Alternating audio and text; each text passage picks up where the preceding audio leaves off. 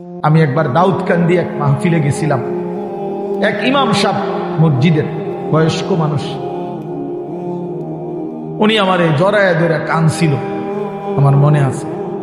উনি বলছিল, হুজুর, কানতে কানতে বলছিল, হুজুর, আমি 28 বছরের জীবনে ইমামতি, আজ 28 বছর এই মসজিদে ইমামতি করি।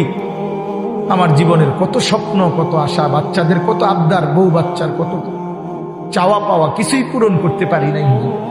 অল্প কয়টা টাকা বেতন পাই, টানা হেসরা করে জিন্দিগিটা কাটাইছি হুজুর। বাকি হুজুর, আপনারে মহব্বত করি, আপনার কাছে আমি জানতে চাই, আমার এই কষ্টের বিনিময়ে আমি আখেরাতে পাবো কিনা। আমি কি বলবো, আমিও কাঁদছি তখন। হায় হুজুর, কি বললেন? চোখটা বন্ধ হলে দেখবেন আপনি আখেরাতে বাদশাহ। ইনশাআল্লাহ আমি বললাম, আপনি দেখবেন আপনি বাদশাহ, আপনি বাদশাহ।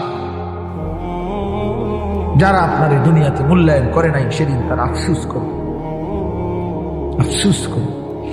তো এই জন্য বললাম, আল্লাহ তাআলা ওই ইমানদার বান্দাকে বলবে, আমার বান্দা, দুঃখে ভরা জীবনটা কাটাই আসছো, ঠিক না? খুব কষ্ট পাইছো আমার বান্দা দুনিয়াটা, কিন্তু আল্লাহর কসম শুনে নবীজি বলছে, ওই ইমানদার বান্দা সে তখন আল্লাহ পাককে বলবে, আয় মাওলা, আল্লাহর কসম মাওলা, জীবনে হায়াতে, দুনিয়ার জীবনে দুঃখ কি জিনিস আমি কোনোদিন দেখি নাই। প্রিয় বন্ধু, 10 সেকেন্ডের জান্নাতের আরাম বাতাস তার 70 বছরের দুঃখ ভুলায়।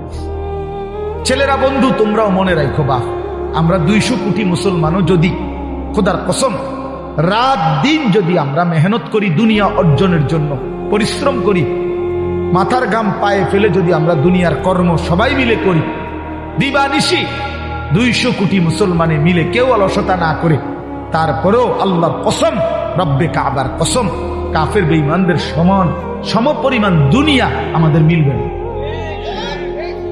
এটা দিত না মালিকের, যিনি দেউই না, উনি কইতে আছে আমি দিতাম না, তো জোরাজোরি করে দিলাম, আমি পারতেন না। আল্লাহ বলছে, আমি বান্দা, আমি দেব না, আমি মোমেনকে দুনিয়া দেব না পুরা। ওয়াদারনি ওয়াল মুকাদ্দিবিনা উলিন নি'মাতি ওয়া মাহহিলহুম কালিলা।